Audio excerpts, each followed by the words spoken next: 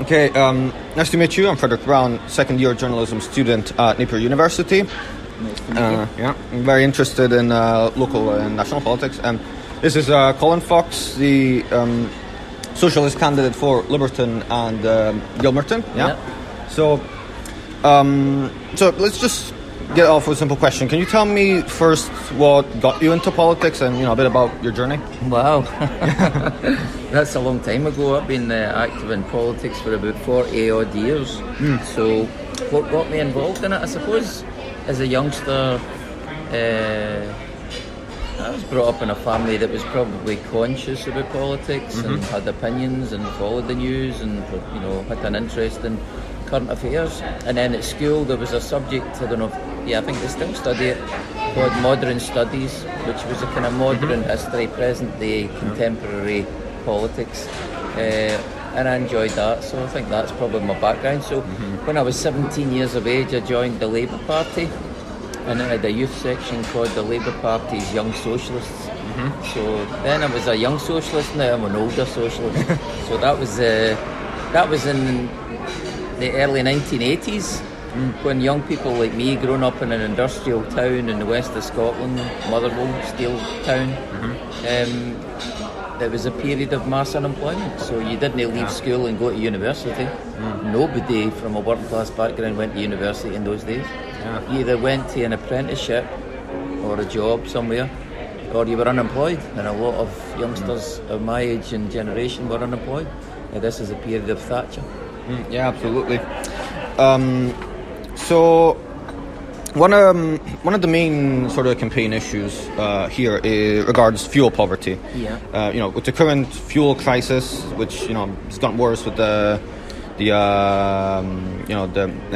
Russian war with Ukraine and all that. It's only probably just bound to get worse. So, what's the plan to tackle this, essentially? Well, that's a good question. You're absolutely right. This is probably in the election campaign for the council elections across Britain. This is the primary issue, and it's the primary issue because last week people's gas and electricity bills went up £700.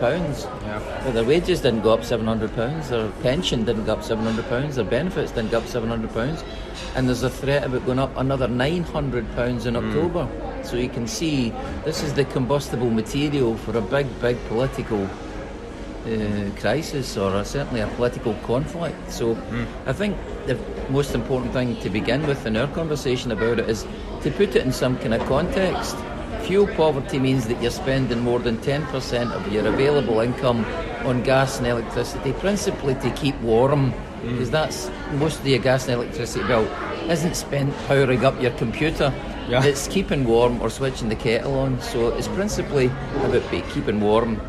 So in Scotland, the estimates are there's now 1 million families in Scotland in fuel poverty. That means 1 in 3 families are now paying more than 10% of their income on gas and electricity, and they're worried about it, and they're right to be worried about it.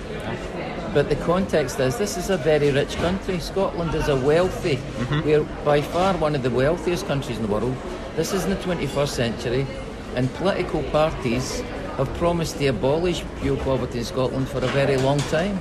So the question arises not so much about the war in Ukraine and the exorbitant price of gas in the international markets. It's more about the chronic failure of political parties, governments, to abolish something. This ought not to exist. Scotland's an energy-rich country. It's also a rich country. So there should be no reason for anybody spending that amount of their income on gas and electricity, and certainly no reason for anybody, any families, young and old, in Scotland in the 21st century, being worried, suffering from the cold. And they put it in the ultimate context. The London School of Economics professor, Sir John Hillis, I think he's died now, but in the last couple of years estimated that there are 27,000 people a year in Britain die of what's called cold-related diseases, and that's a prolonged exposure to the cold. So that's how important it is. Your question was about what is the Scottish Socialist Party and others doing about it, and this is a $64 million question, because as they say, any fool can burn down a barn. In other words, anybody can identify there's a problem. The genius and the cleverness is about solving it. And the main problem just now is the international price of gas, and therefore there's a real urgency about diversifying away from fossil fuels towards renewables that won't put us in a position where we're having to pay $135 a barrel for oil and consequently for therms of gas at exorbitant rates. So continuing on from fossil fuel and all that, another kind of issue regarding Edinburgh regards pollution. In fact, Old Reekie is not named that. Old Reekie, yeah. Not for no reason. Yeah, absolutely. That was mostly to do with coal, remember, when people were using coal to burn their fuel and the chimneys were spewing out smoke. I suppose just like London, they talk about London being dogged with pollution in the 1950s, and it was a smog, combination of fog and smoke, But anyway, So, I guess as a way to tackle it, the council has started initiatives such as spaces for people and new bike lanes, to minimize pollution.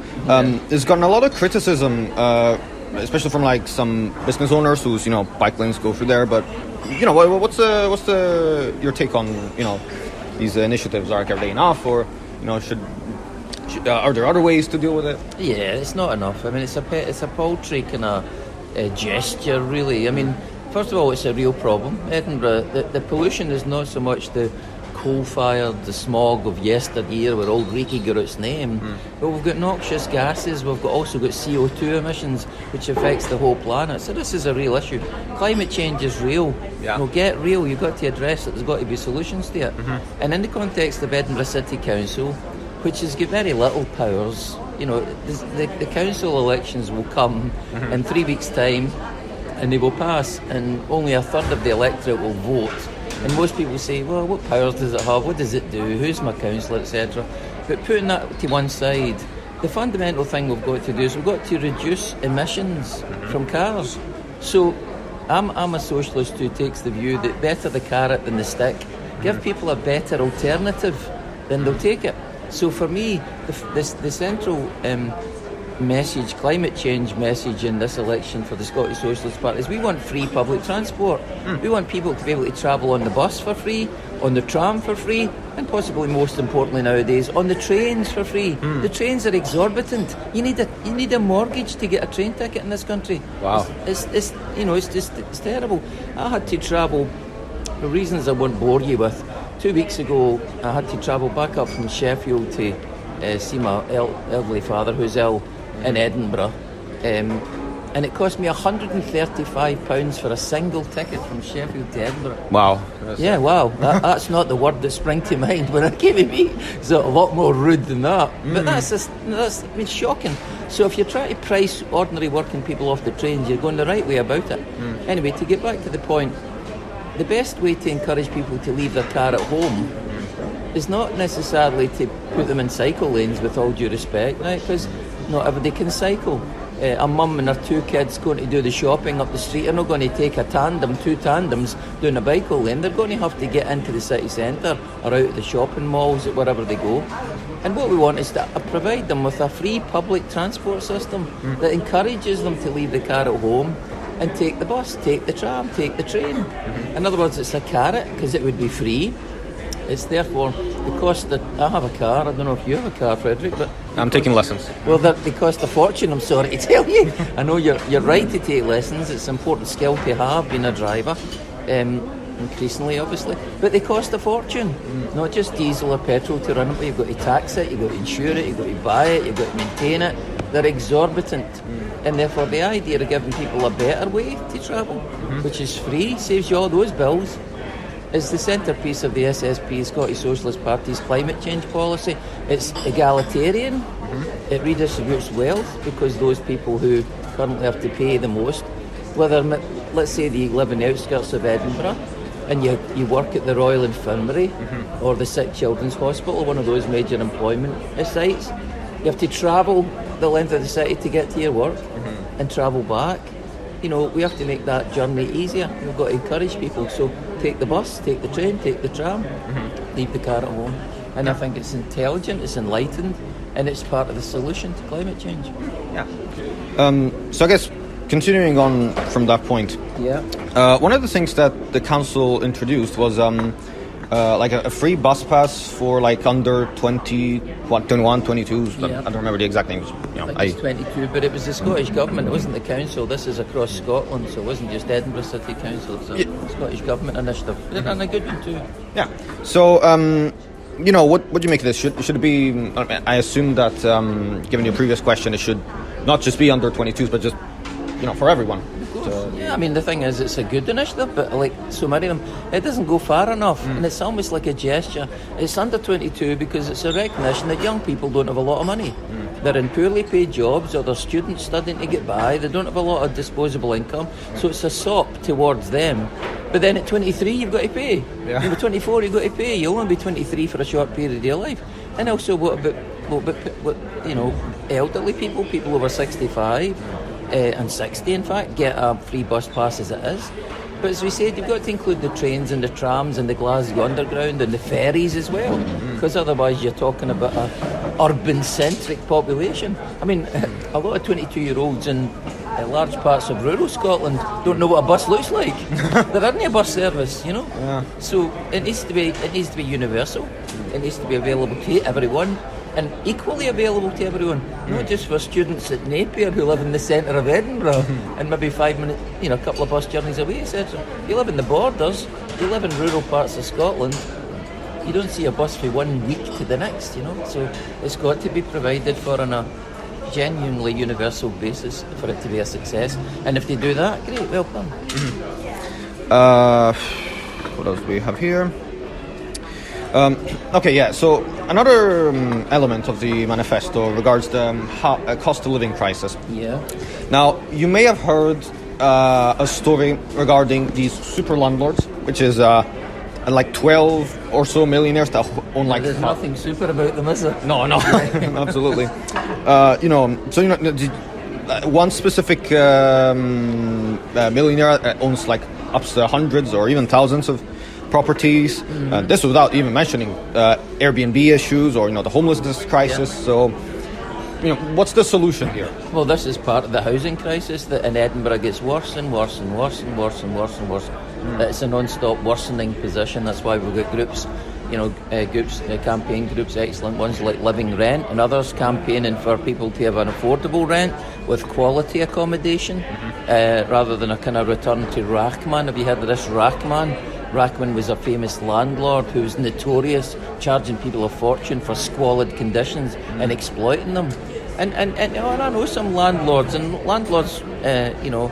best ones realise you need to have a reputation for, owning an asset that is a credit to you and a credit to the way you conduct yourself, etc.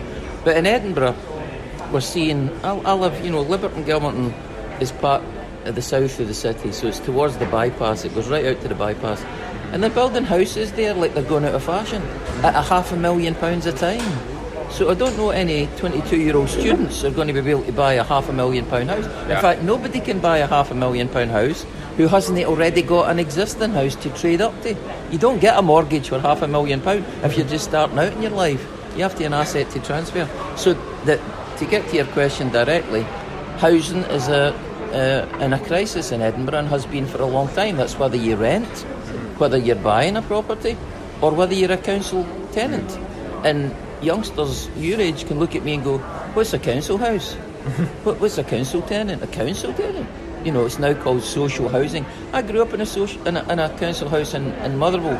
At that time, 2/3 of people in that town lived in a council house. In fact, 2/3 of people in Scotland in the early 1980s lived in council houses. They didn't buy the house. They certainly didn't rent one privately. And that's all gone. So the affordable housing that was available when I grew up, and my mum and dad's generation were able to benefit from, no longer exists. That's what we have to return to. That was enlightened, that was clever. That says housing is a right. It's not some kind of asset to be traded on some stock exchange. And a lot of the rest of the world, I've travelled a great deal of the world, and the most enlightened countries treat it like that. It's somewhere where you stay, it's somewhere you live, then you go to your work, then you follow your pastimes. There's many other things that you do. Unfortunately, in a sort of neoliberal Anglo-American capitalist society of the early 20th first century, it's seen as a asset. It's seen as a I've got an investment in capitalism. My wee house makes me a property owner. I shall vote Conservative and all that. It's been one of the great, political developments of the last 40 years, and people have been conned. They've been conned by it. There's nothing. You have no investment in the system. The system is exploiting you. It's no part of the solution, as you say. It's part of the problem. Yeah. What else do we have? All right. Well, right now we find ourselves at. I guess it's a bit of a smaller question, but right now we're at Waverley, and some of the things that I noticed is that if you were to sit down, just on the ground casually, because as far as I know, I don't see any benches here. Yeah. If you sit down here, you are asked by security to get up, move on. Yeah, and also, I think the toilets are like pay to use. Yeah. So, do you think this is like some sort of like anti-homelessness measure that the kind of? I think it's more to do with the commercialisation of our society. Public spaces have been taken over by private companies. You're right, we're sitting here in the Costas in Waverley, and right next to us, all the space that I was used to being free and open, and you could meet your friends, you could sit outside. It's now been taken over by restaurants and bars and cafes, and they're permanent fixtures. In the past, they used to be they turned up for maybe 2 weeks in August for the festival, and possibly much later on in life, they turned up for a week at Hogmanay.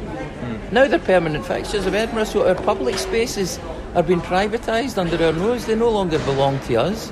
And you're right, to public benches, public toilets.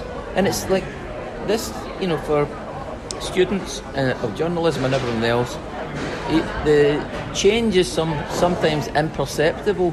You don't realise how profound it has been until it happens. And in your generation, less so mine, public it's almost like an Orwellian speak. Public is bad, private is good. If you have to pay for it, it's good. If you get it for free, it's rubbish. That's the philosophical treatise of neoliberalism. And I grew up, the reverse was the case. Public ownership was good. Everybody owned it.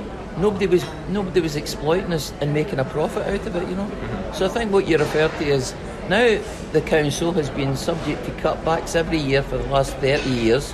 So they can't afford to keep the public toilets open. They can't afford to provide public benches. And I remember when I moved to Edinburgh, I had lived in London for 10 years. I moved to Edinburgh in 1995 when my daughter was born, and I was on a football team over in Craigroyston in the north of the city. And I picked up for the younger guys an attitude which was public telly, by which they meant the BBC, ITV, things that were free. It's not as good as Sky or BT that you paid for. The quality was better. And imperceptibly what crept in was this idea, anything that's free and that everybody can get and is public is poor quality. Poor quality public services, poor public provision in the city centre, etc. But the things you paid for, well, marvellous. Sky is marvellous, Tesla is marvellous, all these kind of products. Apple Mac, there you are, the most prestigious address in the whole of Edinburgh, 1 Princess Street. And who has it? Apple. And so 1 George Street, Aberdeen Asset Management. So you've got that encroaching privatisation, not just of the economy, but of our culture and our realm and our politics. And the Scottish Socialist Party is doing its best to fight against that because it's retrograde, it's regressive. The world is going backwards, not forwards, as far as we're concerned. And that's what we try and say in election campaigns and every other opportunity we get. So to sort of continue, from that, there's all this discussion how, sort of like more and more things are getting privatized, things cost more and more. People can't afford a home soon enough to want to afford the fuel. Just like in general, what do you, this is less about the council, more in general, what do you think of, the future? Because recently we started to see some developments, like, for example, in the United States, especially with movements of individuals such as Bernie Sanders, we started to see, at least in younger generations, like more of a shift towards left. We're starting to have more and more conversations regarding, neoliberalism and how, it has kind of failed. Yeah. Or, how, these issues are starting to be discussed more and more. So, what do you think of the future? Do you think that things might get better? this is a really good question, and it's really important for your generation, because it's your generation that will shape the future. Yep. You know, I'm trying my best to shape the present, and I'm not winning. I mean, you're absolutely right in your question. And actually, when you think about it, more relevant is probably the French presidential elections on Sunday just now. Oh yeah. So the character of Bernie Saunders in this play, in this piece of theatre, in the French presidential election was played by a guy called Jean-Luc Mélenchon. Yeah. Mélenchon was the Saunders figure, right? And he espouses, I'm sure, I know Bernie Sanders well, I know Mélenchon less well, but I'm positive that they're espousing the same themes, which is inherent in your question, that the world is moving us all, and I think most of us don't like it, from being citizens to being customers. Yeah. And that's a very, very profound difference. You know, when you're a citizen, you have rights. And by the way, may I mention in passing, in Scotland and Britain, we're not even citizens, at least in America. They're citizens. In France, they're citizens. Reason, both of those countries had a revolution and jettisoned the idea that they're subjects like us. Whereas those of us who live in Britain are still subjects of Her Majesty. Yep. We've not even climbed out the primordial swamp of becoming a subject to becoming a citizen, right? Which is the situation in France and America can show you is hardly the solution to all our problems, right? But at least they're citizens. We're still subjects of Her Majesty. Yep. But that we can pursue that line of questioning about monarchy in this day and age, if you like, in a second. But to return to your question about citizens being replaced by customers, and I'm sure this is, you know, young people, students and others who are following the world and taking interest in the world, have spotted this is a diminution in your qualities and in your rights and in your standing in the world. If you're a citizen, it implies you're part of an equal, you know, you have certain rights. As a customer, the only right you have is to spend your money. Yep. And those customers who have no money are seen as expendable, unimportant. They have no power. They have no. So it's like, I noticed this right through the political realm, right through to politics and all societies. Those customers with the most have the most power. So all of a sudden it's monetized. It's like customers who have more money have more power, have more rights, who have better customer services, who get better provision, etc. And that's a terribly backward step. That's a bad thing. And I think it's down in particular to your generation, first of all, to recognise the problem, because without recognising it, you'll never solve it. Yep. So understanding comes first and then action. I think it was Lenin who famously said, you know, action comes after understanding, you know, so understanding the nature of the problem then allows you to answer it. So that's, I would say it's been a 40 years of defeat. And so to return to the essence of your question, Bernie Sanders, you know, he fought that election. He made one or two mistakes that we can get into if you like, but essentially he fought a campaign in raising these ideas, but he lost. Yeah. And Mélenchon lost as well.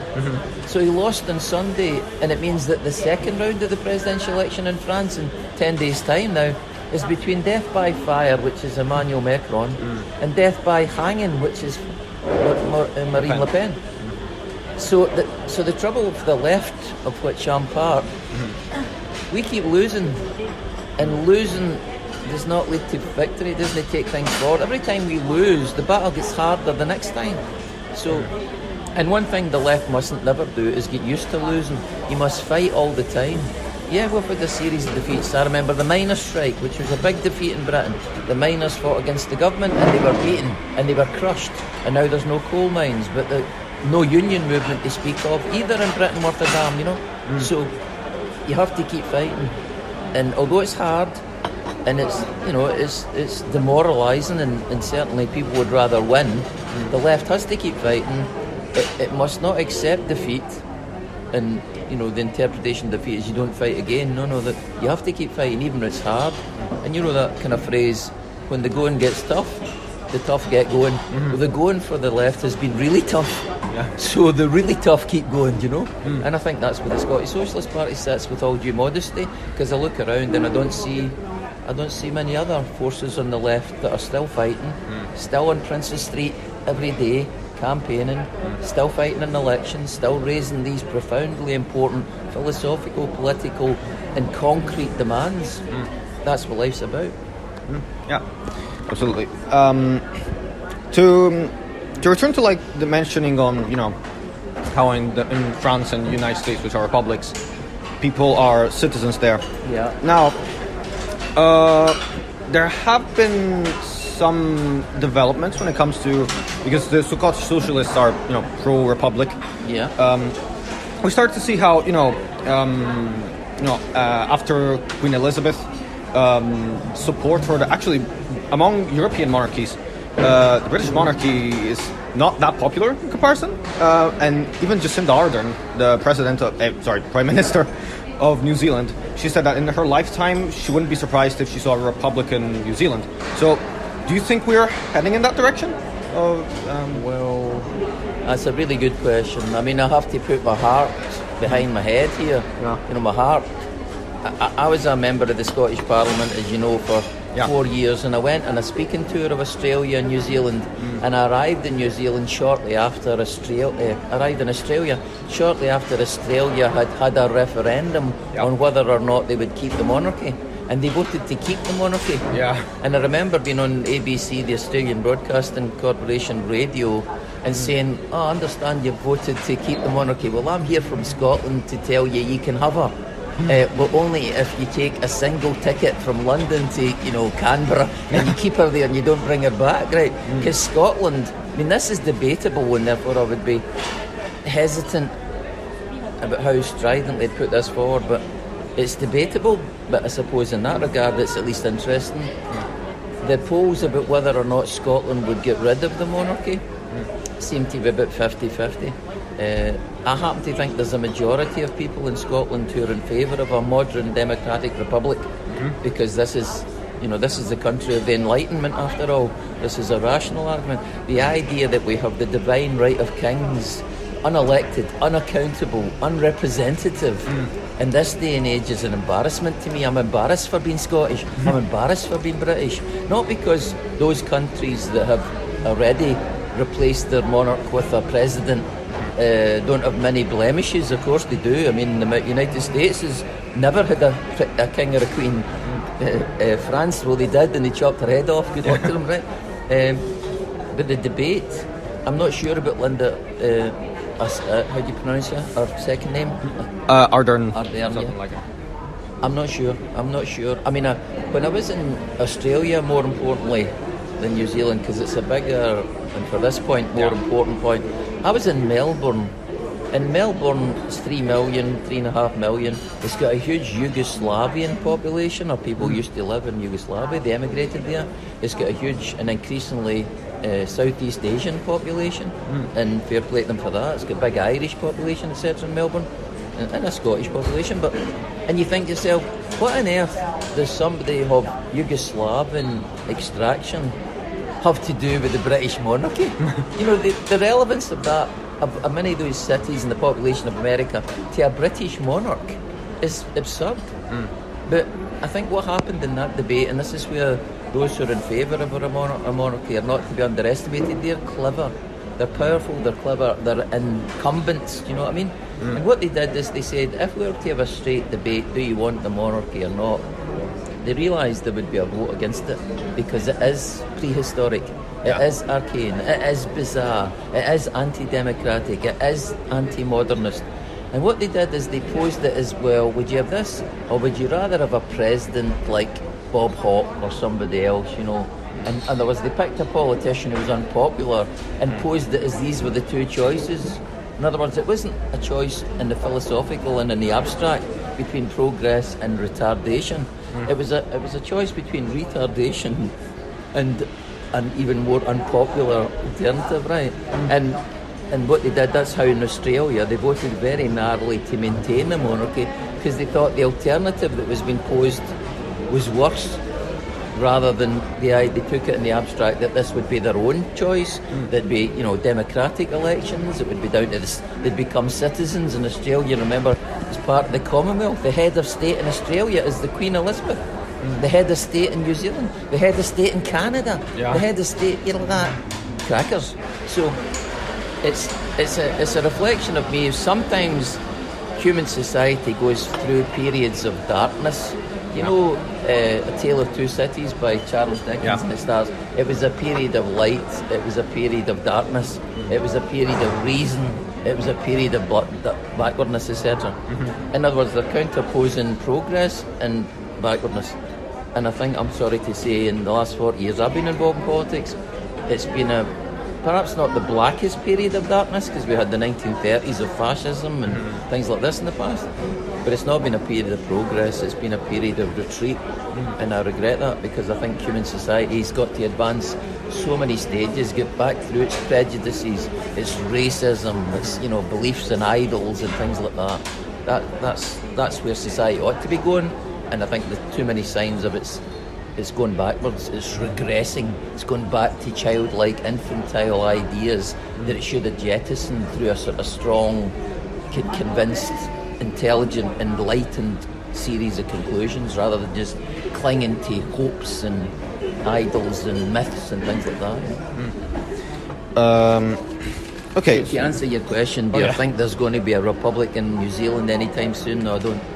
I don't know. I'd like it to be the case. I'd like it to be the case in Scotland, but I don't think we're anywhere near that. Sorry to say. Not yet. All right. And your background, Frederick, where's your family roots? Where were you born, and how have you seen the world since you've been on the planet, so to speak? Well, all right. So my dad's Scottish from Edinburgh, and my mum is Italian from Naples. Right? And I was born like a few months after 9/11. All right. Aye. So some people talk about surveillance and checks in airports and Homeland security. Yeah, homeland security, all that.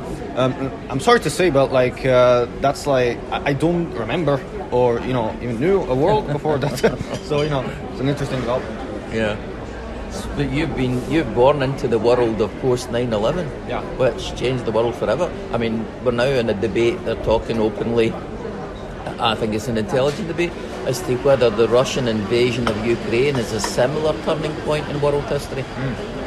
Maybe sometimes those turning points are not easy to see until you've got the perspective of a few years hence. Sure. But it's possible. Yeah, it's possible that it's another period or another development or another episode comparable to 9/11 in as much as how it changes the world and its relationships between its interconnected relationships. So you say, for example, what's China's attitude going to be with the West now? What's the world's relationship going to be with China? We'll leave aside Russia, which is possibly clearer but profoundly changed. But China has to decide whether it's fearful of, I've heard Xi Jinping saying, if Russia is defeated, China will be next. So you can see their mentality is that although there are many differences with the Russians, they feel that there's a symbiotic relationship, that they're the next country that's vulnerable, right? On the other hand, China is far more reliant on Western capitalism and Western consumers than Russia will ever be. So that's got to be played out. That's an interesting scenario that we'll watch with interest in the years to come. Yeah, absolutely. So I guess all right, there's just a few more questions left. Yeah, I'm happy with this. This is easy for me. I just do the talking and you've got to make sense of this. Yeah, essentially. I guess another issue in Scotland would be, some people have talked about drug deaths and how, I checked the EMCDDA, and the UK makes up a third of all drug deaths in Europe, and they also imply that Scotland's case, it's not necessarily getting better. So, how should we tackle this? I mean, a third of all of European drug deaths. Yeah, it's shocking. I mean, it's a scandal. There's many things in life. I dare say I speak like a lot of people from Scotland, and maybe from whatever country. There's many things about living here that I'm proud of and proud to be part of, and without being chauvinist about it.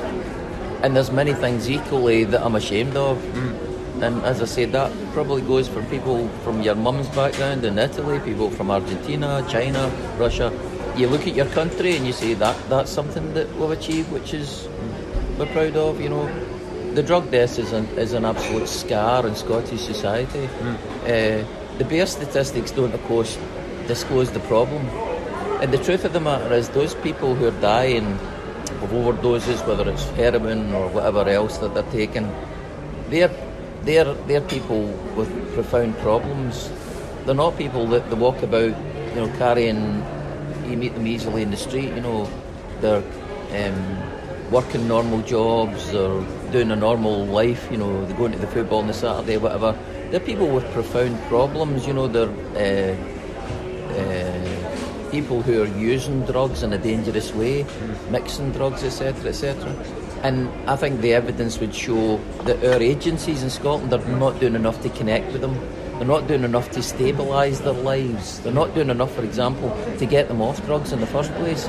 And one of the enlightened debates of the last 40 years has been, you know, remember, well, possibly don't remember, you're too young, Nancy Reagan, Reagan's wife. Just say no. I was just say no to Nancy Reagan, that was the last slogan, right? But her preposterous idea was people should just say no to drugs, etc. You know, when you're addicted to something, you have a profound dependency on it. That's it's actually an insult. This is a medical condition. People are addicted to, whether it's alcohol or drugs or tobacco, anything that you're addicted to, people have got a dependency on it. They need support. They need support agencies to break that dependency. And so the enlightened debate in the left, or not, to be fair, not just in the left, was that I remember in Widnes, there was a doctor in Widnes. There was also the Portuguese government, I don't know if they still do it, they may well do, but they prescribed heroin on prescription because they said methadone doesn't work, it's a treatment that doesn't work, treatment program that doesn't work, right? So if you've got people who are dependent or who are addicted to heroin, then what happens is their addiction leads to a catastrophic, it's like you drop a stone in a pond, the ripples of that. So they start mugging your granny for her pension, they start burgling your house, they start stealing my computer, stealing my car, etc. in order to feed their habit. They're not burglars or thieves, they're people with dependency, prostitutes. They have a dependency to feed the habit. So the enlightened attitude is deal with the dependency. And then it was a profoundly important lesson to be learned. I remember in Dublin this was the case. The drug dealers, you know, there's a famous film called The General about a guy called Martin Cahill in Dublin, who was a drug dealer, a heroin dealer, right? And then to kind of disguise these illicit activities, he got involved in a campaign to, what was it? He was a criminal who got involved in the politics of the impact that drugs were having in the big projects of Dublin at the time, right? And so there was a big conflict about it. And what the left argued for is if you deal with the dependency, the crime will disappear. If the doctor is in Widnes in Portugal and elsewhere is saying this client, this patient has got a dependency on heroin, so we're going to prescribe heroin on prescription under controlled circumstances via the doctor, etc., to stabilise their lives, then it will stop that person burgling houses, stealing cars, mugging grannies, beating up kids for their pocket money, etc. And the crime disappears. And you can win support in communities because the impact is, although they're not attracted to the idea of some junkie or, you know, highly prejudiced attitude towards people who are addicted, they're not particularly supportive of the idea of them getting their heroin paid for in National Health Service, etc. They are attracted to the idea that the auxiliary impact on their lives disappears. And I think that enlightened approach, that's what we need in Scotland. We need an enlightened approach to say each one of these deaths is a tragedy, not just for that person and their family, but for our society as a whole. I mean, it gets to the stage that Scotland's got a third of all, in the whole of Europe, these drug deaths and circumstances that are absolutely heartbreaking and shameful and pitiful and something out of Dickens, then it means that the agencies are failing. As well as having failed that person, they're failing the rest of us. And that's what needs to be done. So it's, in a way, it's a highly unpopular conclusion that says we need to put money in to this problem, to get support agencies and to get to help develop. And it's not easy.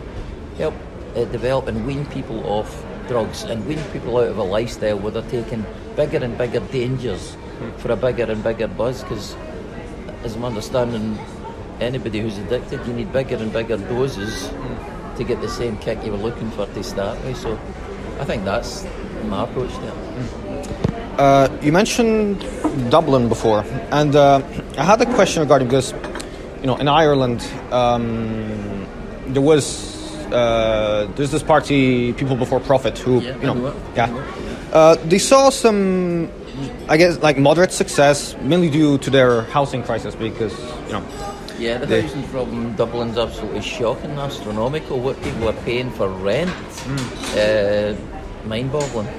And of course, it's basic supply and demand. You don't provide any social housing. Stands to reason the private landlords, the super landlords that you talked about, that are rife in North and South Dublin and the rest of it, are making an absolute fortune at the expense of people who need somewhere to live. Yeah. So I guess since the big question is that since I guess Edinburgh's also kind of heading through that direction of unaffordable housing, you could say. Do you think that this could be a chance for people will start feeling it in their pockets, and they'll thinking, well, maybe it's time to step back a bit, and maybe that could lead to electoral success for the Socialists? It's a good question. I mean, I must confess, I've expected this issue to explode way before now. The situation's out of control, and when something you expect doesn't happen, it forces you to examine what are the reasons for there not being an explosion. And one of the reasons is that people who own their own house in the city have a reason to oppose change.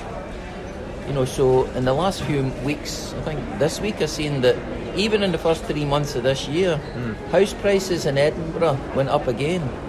And they've been up during COVID, and they've gone up and they've gone up and gone up. So we now have a problem where people who own their own house are benefiting from the dilemma of people who don't own their own house. People are renting. So you're now in a position where it costs more to rent than it does to buy a property. But those people who are renting can't buy a property because the starting price is too high. They can't get on the ladder. So what I'm getting at is, about maybe 10 years ago, the Scottish Socialist Party started examining why is it that our call for building what I would call council housing, but publicly owned, affordable, rented accommodation, it's not echoing, it's fallen in deaf ears. And part of the reason is because those people who vote tend to own their own house. And we'll see in the council elections, the proportion of those people who don't own their own house and who vote is tiny. So it's almost like they're excluding themselves from political change. And moreover, the big parties now have close relationship with the house builders, with the mortgage brokers, with the private ownership industry. And I have to say, I think it's highly corrupted. It's entirely corrupted. When you've got the Conservatives, Labour and the SNP and Liberals taking money from house builders to stop social housing being available, or that they make, as they've done in the south of Edinburgh, they maybe build 500 houses and 10 of them are affordable for social housing, for housing associations, etc. That's corruption. That's a SOP. That's a cop-out, you know what I mean? So I've expected there to be an explosive attitude this long time ago. And while I take my hat off to groups that living rent, etc., for the work that they're doing, the truth of the matter is the left, who've got something to gain by electorally mobilising people who are in, who are at the centre of the crisis, we've not succeeded. We have to do better. We have to do better to mobilise people, and in particular those people who own their own houses. They have to recognise there's going to be a crash. This is all fictitious. This money doesn't exist in the real world. The idea that you've got a £500,000 house is for the birds. Look what happened in Ireland. Remember after the crash? My family's from the worst Ireland. affected. Correct. My family's from Ireland. I go back there often, and you went into they were almost like towns, but it was like something after the nuclear holocaust. All the houses were still there, but nobody lived in them. They're all boarded up. These were brand new whole areas of the country where the housing, the private housing development, it would never stop. It crashed. I've seen about 4 crashes. I remember my partner, she bought a house in South London when I met her, and she was the subject of a housing crash way back in the 1990s, early 90s this would be, and she found herself in negative equity. That she bought a house, let's say she bought a house that she paid for £100,000, and the price of the house fell to 30,000. She couldn't sell it because she couldn't pay back what she'd borrowed. So she was stuck in a period of negative equity until such times as the value of the house reached the place that it was when she bought it in the first place. And as soon as she did it, she sold it. Because it's a nightmare scenario. People were killing themselves. Suicide were because people had bought a house with a mortgage of £200,000 and it was worth 30,000. And I have to say, that's coming again. This is unavoidable. This is what happens when fiction meets reality. It bursts like a bubble. So it's in everybody's interest to sort this out now. Yeah. But I think, 70% of the population are not listening. They know better. Well, we'll see.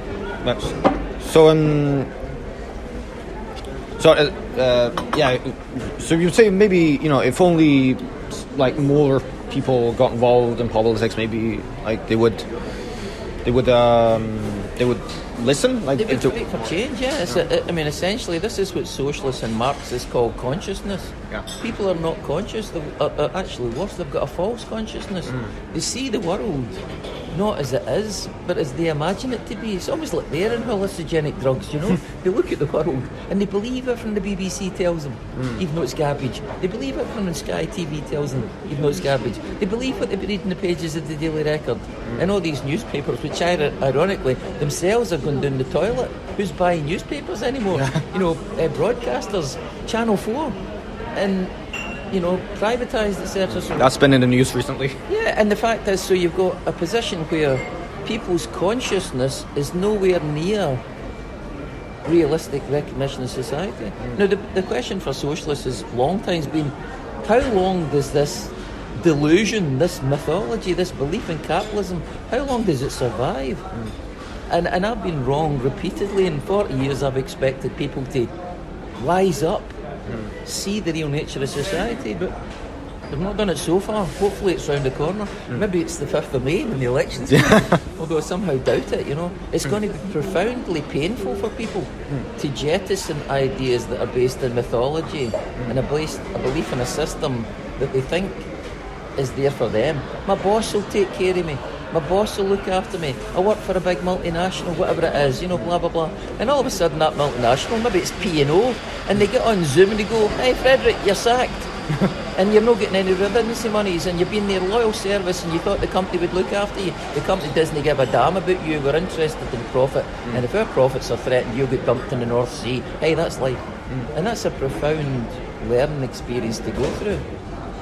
So I think it's about consciousness. And I realise that socialists can sound awfully sanctimonious and awfully, full of themselves.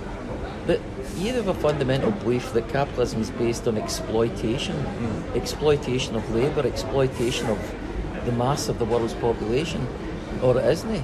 So either the capitalists are right or the socialists are right. They both can't be right. Somebody is wrong.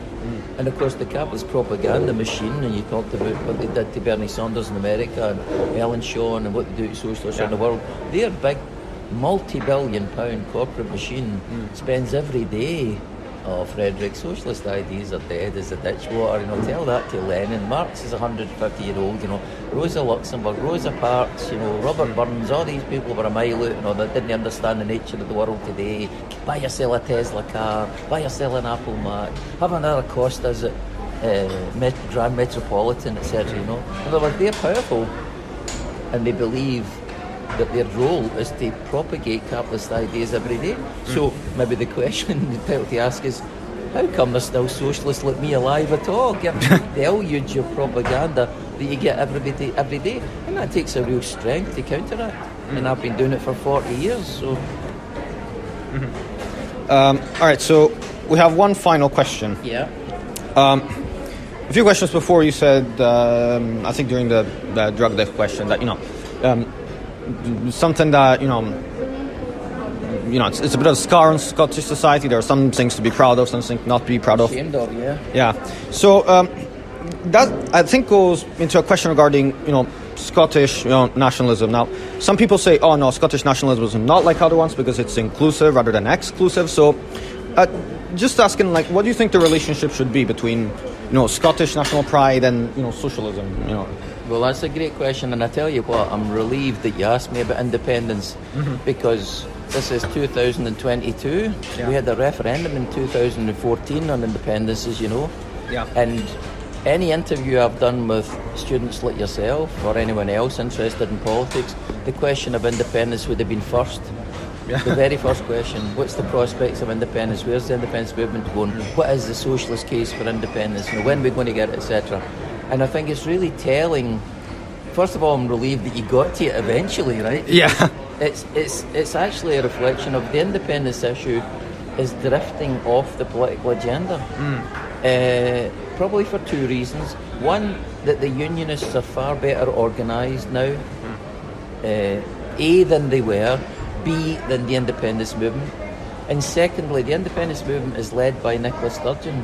Has made that criminal sin of the last 6 years of saying we can't talk about independence until Brexit is over.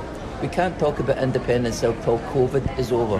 Now it's we can't talk about independence until Ukraine is over. We can't talk about independence until the cost of living crisis is over. That's a criminal sin. Because once you start introducing on your side that there are reasons for not talking about independence, you're cutting your own throat. Yeah. Because unless you talk about it every day, I know what it is as a socialist. You've got to champion socialist ideas every day. You don't get a day off. This is a crusade. This is a belief system. And when Nicola Sturgeon, who's ostensibly the leader of the independence movements, introduces, as she's done for 8 years now, reasons for not talking about it. The other side think it's Christmas and their birthday Cummins won.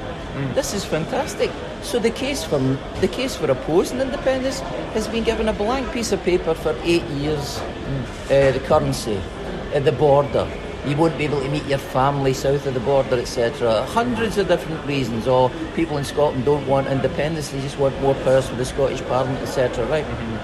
The independence movement is in a crisis. It's an open question whether it survives now. I have to say I'm much more pessimistic about the prospect of independence today than I was in 2014 or 16 or 18 or 20 or 21 for that matter, because the leadership of the independence movement doesn't know what it's doing. Its arguments are rubbish, its tactics are even worse, and it's got all the signs of giving up the ghost. And therefore, to me, I think it's profoundly important. The independence movement has to realise the nature of the hole that it's dug itself into. Yeah. We can develop, and I'm happy to do it with you here, about the differences between the Scottish Socialist Party's vision of independence and the SNP's vision. And the answer to that at root is the Scottish Socialist Party's vision of independence will succeed in achieving independence. The SNP's never will, because they're trying to replace what we have today with something very similar to it. They want a capitalist independent Scotland with exploitation, low wages, low investment, low tax levels for corporations, etc. All the neoliberal trophies would be replaced in Scotland, and that's the entire opposite of what supporters of independence want. We want change. We want to be rid of the shameful legacy of a drug death record in Scotland that puts us in the shame of the world, We want rid of child poverty that has similar connotations. We want rid of the backward attitudes that a modern Scotland has, that are often fostered by the divisions of neoliberalism. Do you know what I mean? So the differences between the Scottish Socialist Party's prospect and prospectus of what we see independence for and what the leadership of the independence movement is currently led by the SNP is about is chalk and cheese. They're completely different. And you're never going to persuade working class people in Scotland, who make up the majority, to support independence if it means poorer conditions, poorer wages, poorer rights, etc. Independence is about liberating them from that. So I think I'm encouraged that you finally asked the question, but I think even the fact that you, who are intelligent young man of this generation, I suspect your attitude and your outlook is much more typical of the population as a whole. In other words, we get to independence eventually, but it isn't the be-all and end-all. And I've been to speak at schools. I do that frequently throughout the year. They invite me back, whether it's to my old school or the private schools or whatever, as a socialist. There's some kind of oddity. Oh, he still believes in socialism. And they have me eating at Fetties and George Heriot's and the rest of it, right? But what's noticeable is, not only are they not talking about independence anymore, but if you'd asked 2 or 4 years ago how many of them in state schools in particular were in favour of independence, there was a big majority. Now they're in a small minority. And I think that's telling about the nature of this debate, the way that it's gone, and the cleverness of the unionists. I never underestimate my opponents. I never treat them like they're imbeciles. They're intelligent. They know what they want to achieve. They're going to stretch every sinew in order to achieve them. The independence movement needs to do the same. It needs to get wiser. It needs to get better organised. It needs to have better convictions and a better intellectual rigour than it's got so far. It's diminishing rather than going forward. That's all I can say. I guess just as a quick continuation to that, there are some people that say, we're getting more polls, that show there's like an increase in support for yes, or that maybe young people are more interested in independence. How would you respond to? I look at the polls as much as anybody in this country. I study the polls every day. I keep a register or a record, a booklet of all the polls. There was one I seen last week that said, when you pose the question like this, are you in favour of independence for Scotland? Yes, 46%, no, 54%. If you pose the question, are you in favour of Scotland remaining inside the United Kingdom? It's like 60%, 62%, leaving 38%. In other words, the gulf between the two sides is much wider if you pose the question differently. And of course this is a play in words because the Brexit referendum used the words remain and leave as the two options. So that sort of association. So in other words, the association, and by the way, the unionists won't make the same mistake. The next referendum, if we ever have it, and that's a big question, it won't be a yes-no option, because most psephologists will tell you there's an inbuilt advantage to the answer yes than the answer no. One is positive, forward-looking, progressive. One is negative, backward-looking, defensive. So the choice won't be yes and no ever again. And the unionists probably won't get away with posing it in the context of Scotland. They voted 62 to 38 to remain inside the EU. They probably won't get away with reusing the word remain and leave, because they see that the independence movement wouldn't wear that. They'd want to be the remainers, and it's impossible. The point I'm getting at is the way you pose the question can show a great variation in the answers, but at root the independence movement has never been in the lead. There's no polls that has ever shown yes in the lead in any sustained way for more than one poll, etc. And that's what the independence movement has to address. Why are we never in the lead? Why can we never sustain it? And if a second referendum does happen, you're going to have a lead, a profound lead for a sustained period of time before you even call it. Because Nicola Sturgeon, she's many things, but stupid is not one of them. She's not going to call another referendum that she's going to lose. Who would do that? Nobody. So she's only going to call it if she feels she can win it. And she's only going to be able to call it if she's going to win it if there's been a period where she's been in the lead for a profound period of time and knows that the unionists can throw all sorts of things into the mix. For example, like defence. The war in Ukraine, or the conflict between Russia and Ukraine, is doing the independence movement immense damage, because it undermines this idea that small countries can somehow live freely in the world without any disadvantage. They've been invaded by a bigger country. No matter how you spin that, you can't spin that to the advantage of the independence movement, because an independent Ukraine has just seen its rights, sovereignty, etc. usurped, abused by a bigger country. So that won't do the independence movement any good. Neither did it do the independence movement any good by Nicola Sturgeon constantly refraining about the EU. Fuck the EU!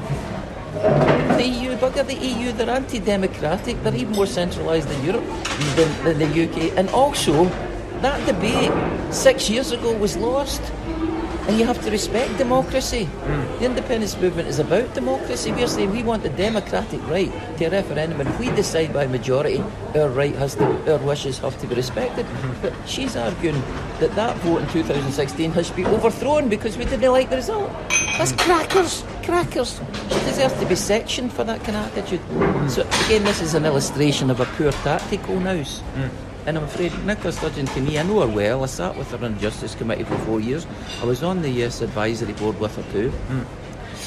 I think she's probably going to go off and take some job at the United Nations or somewhere else, big high-paid job, go off and do it. She's more interested in that than leading a national liberation struggle, if you wanted to put it that way, So we'll see. She will come and go, and the independence movement's got to address these bigger questions that I mentioned a minute or two ago. All right. Okay, well, we've just reached the 1 hour time, so thank you so much. It's a pleasure. For your time, Colin Fox is the councillor for Liberton and Gilmerton. Candidate, hopefully with the councillor, Candidate, in a few weeks' time. Socialist Party candidate, Socialist. So, best of luck for... Thank you very much. Frederick, best of luck with your studies too and your interview. I always feel that I have the easy part. I just answer your questions. Now you've got to knock this into some kind of article and project for your studies. And I wish you the best of luck with it. Thank you very much. Thank you.